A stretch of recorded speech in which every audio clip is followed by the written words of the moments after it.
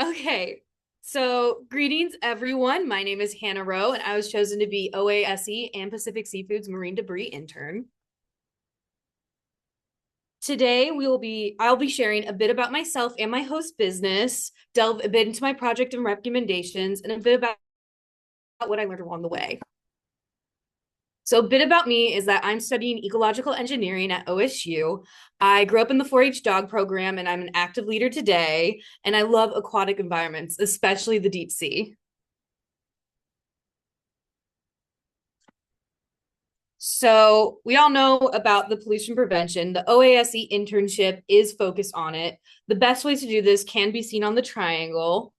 This is why my project, I wanted to focus on prevention, but there are some aspects further down the triangle of recycling that are utilized in my project. This summer, I worked with Pacific Seafood, a family-owned seafood processor from Portland, Oregon that prides itself on sustainability. They won the EPA Pollution Prevention Award in 2023 for their efforts, and I was brought in to continue this effort with their aquaculture department. So in Pacific Seafood, longline oyster farming is utilized. Oyster larvae grow on a polypropylene rope with a mother shell as the base. During the growth process, a cage or mesh bag is frequently utilized to shield the mother shell.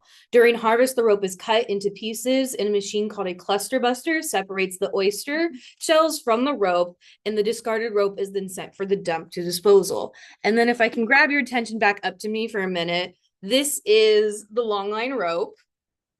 This is the polypropylene rope, which the oyster shells are twisted in and kept in. And this is the mesh bag that shields it.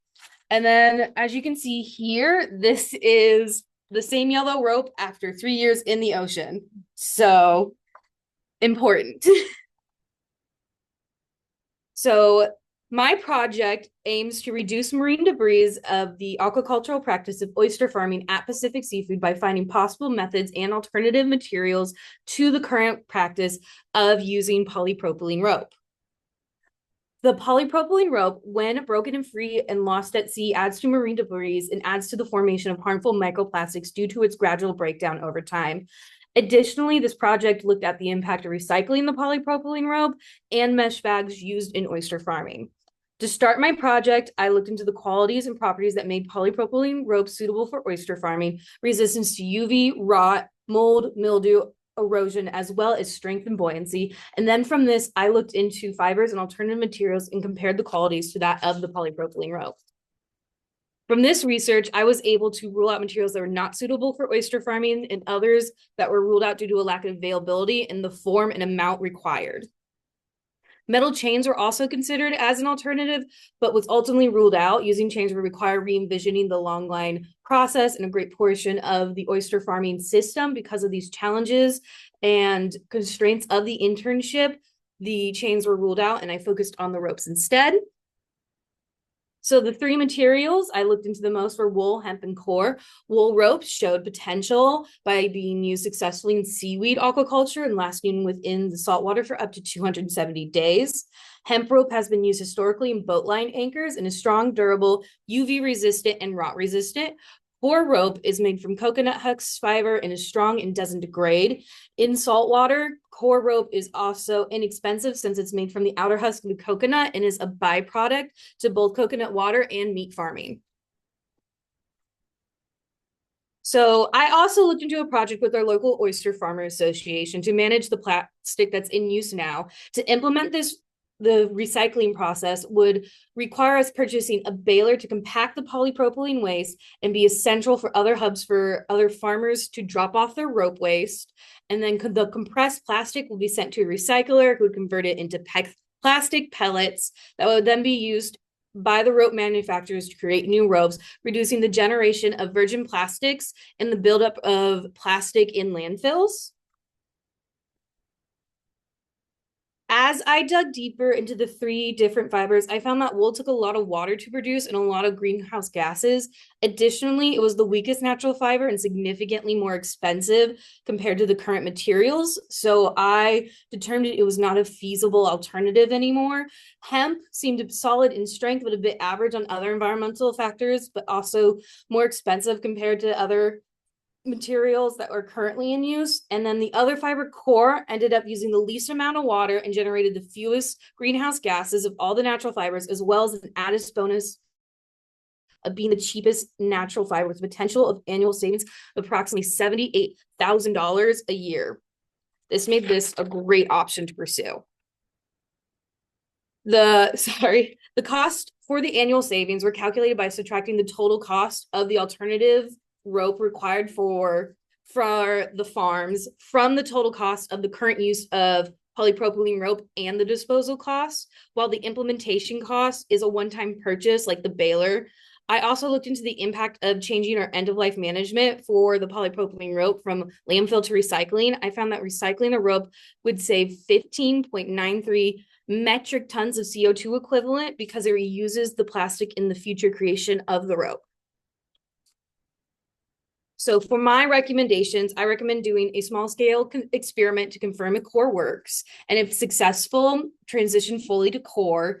And that would eliminate up to 42,000 pounds of plastic being used in the ocean each year. And removing that amount of plastic would also prevent the leaching of microplastics in the ocean at a rate of 329 million to 1.8 billion microfabric fragments per year. Second, I recommend testing the minimum requirements for the equipment. This is so finding newer alternatives and materials easier. I also will recommend that we look into metal as a possible alternative. If the core doesn't work out, it will require redoing the system and reimagining how it works. But because it can be used more than the 3 years, it's going to be it could be a lasting solution. So what I learned from this internship is the basics of oyster farming, that effective communication is crucial in the workplace and must occur frequently. And I also learned that workplace projects require endurance and a marathon mindset rather than a sprint. And I have learned formal outreach strategies to companies for inquiries. Any questions?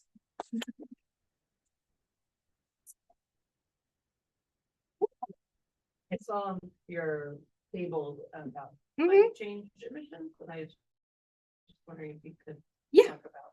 Let me go back to that really quick.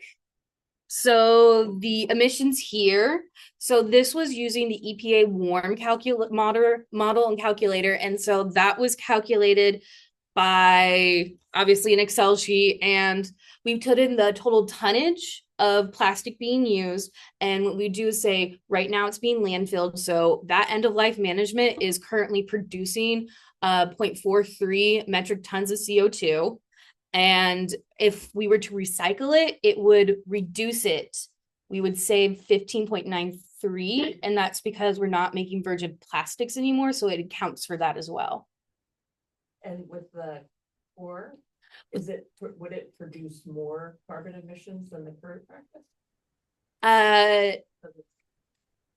Yes, that is from the weight of core as well. As you can tell, you can see the emission factor there, so that's more of a ratio, but core weighs more than polypropylene rope, and so it has the potential of doing that, but it still is not plastic. Any other questions? Yeah. How long do the ropes have to be in the water before they're harvested? 3 years. 3 whole years. Any other questions? We have a question up here in Shoreline. Yeah. Can they hear me? Yeah. Oh, cool. Hi, I'm Katrina Laster. I work at the Department of Ecology. I'm just curious, I can think of some organizations who would be interested in your work. And so I'm curious kind of like, your internship's over, what now, right? Yeah. And I used to be really involved with the Surfrider Foundation, and I think they would be really interested in this because they do beach cleanups and they pick up an inordinate number of little pieces of yellow rope. Yes. And the Pacific Coast Shellfish Growers Association is like the industry association of all of the like shellfish growers on the Pacific Coast, and they lead some cleanups, and I think that they would be interested in this as well. So I don't know like what you plan to do next, but Like, I'd be happy to connect you with those folks if you would like to see this go outside of Pacific Seafood. Yeah, actually, this brings me to one of my slides after my questions. I have my contact information. You can find me on LinkedIn. I left my personal and work email on this slide. Don't be afraid to reach out. That sounds like a wonderful opportunity. Well, So thank you. And then we had another question over here. It was me, actually. Yes. Yeah, sorry. I was wondering, what is it about the core that makes it last longer in the water? Because you intimated. Mm-hmm. it was Yes. up on- So we're not quite sure, but we just know that it doesn't degrade in salt water. It's probably from the environment it grows in, because it grows in tropical areas by the ocean. And it's the outside husk of the shell, so it would be probably hit by winds and the environment bringing in salt water. Yeah. Any other questions? Yeah. Do you think this has implications for fisheries as well, like open ocean? Possibly. I also looked into like nets, especially. So, with that, core would be great because if it gets lost, you want it to be able to degrade so you don't have ghost fishing and bycatch. And so I do think it has some easier implications for nets for that reason.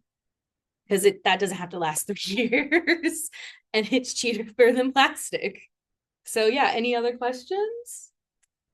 Nice conversation. Thank Well you. done. I will put the sneaky